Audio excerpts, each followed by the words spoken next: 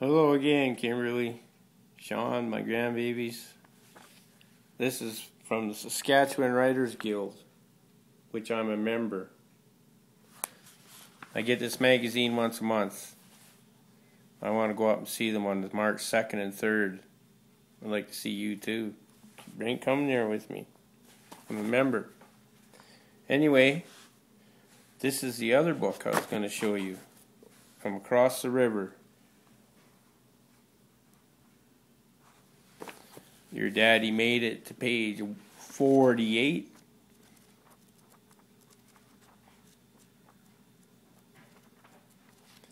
This is called Nancy, Kyle, and Me.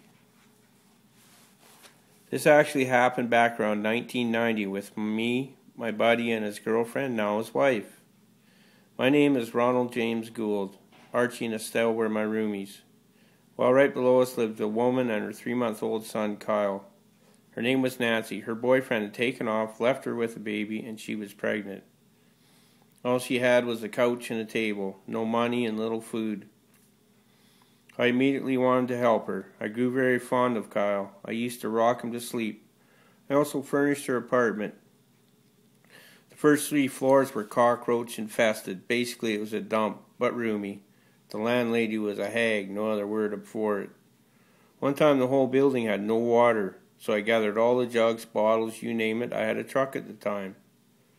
I filled the back right up with all those jugs of water. I went to every door in the building, gave 2 bottles to everyone. The building was something out of Beirut, Lebanon. Actually, it was a very scary place at times. Nancy and I grew to have a respectful friendship. I stayed with her through her whole pregnancy.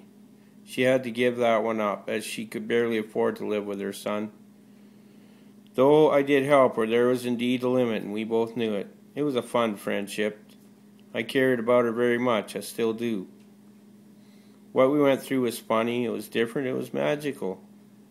Something like that only comes around once in a lifetime. We 3 embraced it. I was a father figure to Kyle for 4 years. The girls at the pool hall just loved him. He could barely see over the pool table. He would walk around using his cue as a guitar. Then he would stand on a chair and take his shot. He was very cute. He would also sing along with whatever was on the jukebox. Then came the time for the baby. I drove Nancy to the hospital as she had the labor induced. She met the people who were adopting the child, a doctor and his nurse wife. That was very comforting for Nancy. I looked after Kyle while she was in the hospital. The baby was a wonderful little girl with big brown eyes and chubby cheeks. Thinking back brings a tear to my heart, my eyes. I felt sorry for Nancy.